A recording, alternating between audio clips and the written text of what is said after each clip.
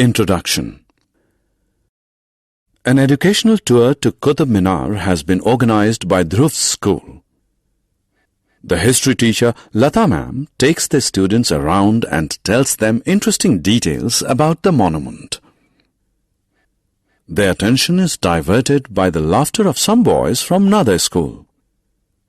They turn around and find them scribbling their names on the walls around.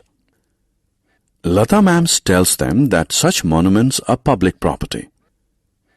As citizens of India, it is our responsibility to protect them. So it is no good writing on them. Let us learn more about properties in this lesson. Objectives. At the end of this lesson, you'll be able to define property, differentiate between public and private property, state the importance of conservation of property. Property. Property is anything that is owned by a person, a group of persons, or government. Houses, vehicles, farmlands, historical buildings, trains, and post offices are all properties. Private property. Private property is property owned by an individual or a group of individuals. For example, furniture, car, house, land, and jewelry are all private properties because they are owned by a single individual or a group of individuals. The owner of a private property can exchange, sell, or even destroy his property. Public property. Public property is property owned by the government. Such property is meant for the welfare of the people. It is available for public use. All people of the country have equal right to use it. Public parks, trains, post offices, roads, public schools, public colleges, and government hospitals are all public properties.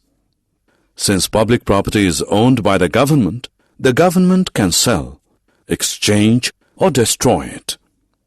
Importance of private property. Ownership of property improves the social status of an individual. Private property can be exchanged for money in case of emergencies. Importance of public property. Public properties like parks, hospitals, roads, railway stations, etc. are for public welfare. They provide comfort and convenience to the public. Some public properties like historical monuments showcase the glorious history of a country. They are the pride of a nation. Conservation of property. People should take care of property. People should invest their money in properties that can give better returns. People should not harm or deface public property. It is their responsibility to protect and preserve them. Let's now check what you have learned. Classify the given properties as private or public by dragging them into appropriate boxes. Summary. Let us summarize what we have learned. Property is anything that is owned by a person, a group of persons, or government. Private property is owned by an individual or a group of individuals. Public property is owned by government. Public property is for public use and welfare. We must